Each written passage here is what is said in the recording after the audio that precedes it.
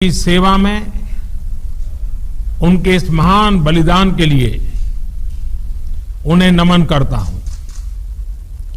उन्हें कृतज्ञतापूर्वक श्रद्धांजलि देता हूं। दुख की इस कठिन घड़ी में हमारे इन शहीदों के परिजनों के प्रति मैं अपनी संवेदना व्यक्त करता हूं। आज पूरा देश आपके साथ है, देश की भावनाएं आपके साथ है। चाहे स्थिति कुछ भी हो, परिस्थिति कुछ भी हो, भारत पूरी दृढ़ता से देश की एक एक इंच जमीन की, देश के स्वाभिमान की रक्षा करेगा। भारत सांस्कृतिक रूप से एक शांति प्रिय देश है। हमारा इतिहास शांति का रहा है। भारत का वैचारिक मंत्र ही रहा है, लोकाः समस्ताः सुखिनो भवन्तु। हमने हर युग में, पूरे संसार में शांति की, पूरी मानवता के कल्याण की कामना की है। हमने हमेशा से ही अपने पड़ोसियों के साथ एक कोऑपरेटिव और फ्रेंडली तरीके से मिलकर काम किया है। हमेशा उनके विकास और कल्याण की कामना की है। जहां कहीं हमारे मतभेद भी रहे हैं, हमने हमेशा ही ये प्रयास किया है कि मतभेद विवाद न बने, डिफरेंसेस डिस्प्यूट्स में न बदले।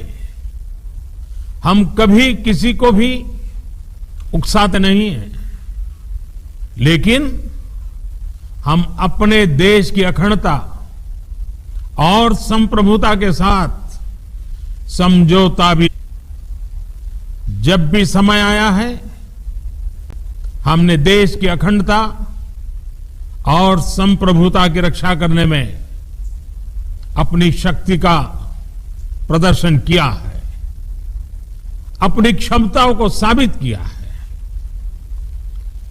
त्याग और तितिक्षा हमारे राष्ट्रीय चरित्र का हिस्सा है, लेकिन साथ ही विक्रम और वीरता भी उतना ही हमारे देश के चरित्र का हिस्सा है। मैं देश को भरोसा दिलाना चाहता हूं, हमारे जवानों का बलिदान व्यर्थ नहीं जाएगा। हमारे लिए भारत की अखंडता और संप्रभुता सर्वोच्च है, और इसकी रक्षा करने से हमें कोई भी रोक नहीं सकता। इस बारे में किसी को भी जरा भी भ्रम या संदेह नहीं होना चाहिए।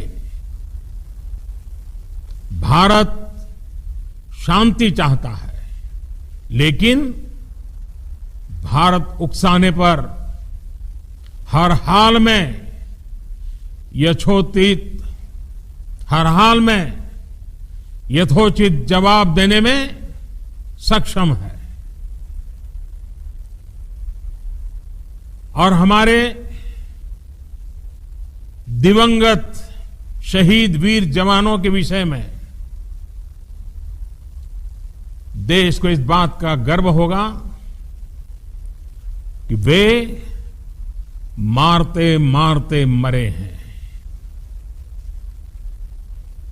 अभी मेरा आप सभी से, सभी आदरणीय मुख्यमंत्री जी से, सभी यहां इस मीटिंग में, वर्चुअल मीटिंग में उपस्थित आप सभी से आग्रह है कि हम खड़े होकर के 2 मिनट मौन रख करके इन वीर सपूतों को पहले श्रद्धांजलि देंगे।